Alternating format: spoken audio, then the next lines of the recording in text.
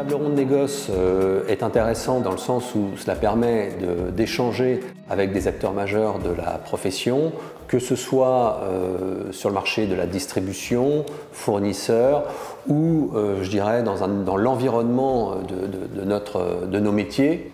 Dans la chaîne de la construction, il y a plusieurs acteurs et c'est très important d'avoir tous ces acteurs présents et je pense que la plupart des acteurs dans la chaîne de la distribution, de la construction, sont présents. L'intérêt principal, c'est l'échange. Voilà, c'est l'échange et l'écoute des autres points de vue. La pluralité des métiers est essentielle pour les débats. Ça donne une bonne représentation de la filière et ça permet de débattre assez librement de tous les sujets d'actualité et Dieu sait s'ils sont nombreux en ce moment. Je pense que ce genre de table ronde joue un rôle très bénéfique parce que les gens ont besoin de sortir un peu du quotidien de leur métier et d'échanger sur leur sujet professionnel. Et je pense qu'aussi il y a des effets bénéfiques qui est que les gens ayant entre guillemets cassé la glace et pris contact entre eux pendant la séance peuvent après se retrouver, échanger et créer une sorte de réseau professionnel pour partager les bonnes pratiques, les bonnes expériences.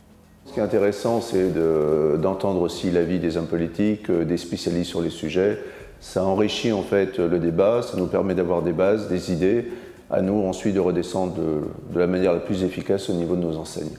On est dans une actualité réglementaire très contrainte avec une feuille de route économie circulaire, une loi de transition énergétique qui a déjà impulsé beaucoup de choses. Là, il faut vraiment justement se réunir, discuter, présenter les métiers justement de tous ces professionnels pour trouver la meilleure solution. Le fait qu'on aborde la gestion de la data cet après-midi, les nouvelles méthodes de fonctionnement dans le marché avec le digital, ça m'intéresse énormément. On a vu aussi tous les sujets de formation, recrutement des collaborateurs, attractivité du métier, faire connaître le métier. C'est des enjeux très importants qui sont de long terme et chacun tout seul ne peut pas le faire.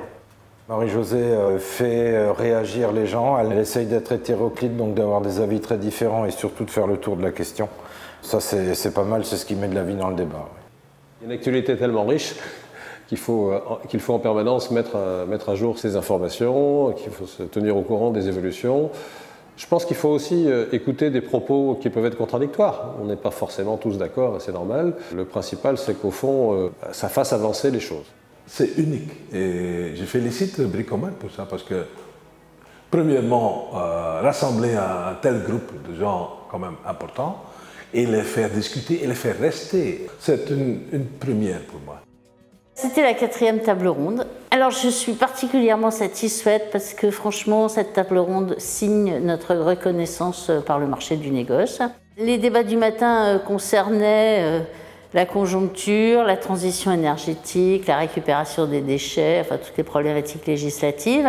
Il y en a d'autres qui ont préféré les sujets de l'après-midi qui portaient sur les nouveaux outils du commerce. Donc c'est un lieu à part où il y a un vrai dialogue et où les gens peuvent parler de leurs problématiques du métier parce que c'est vrai qu'il n'y a jamais de langue de bois dans les tables rondes, curieusement.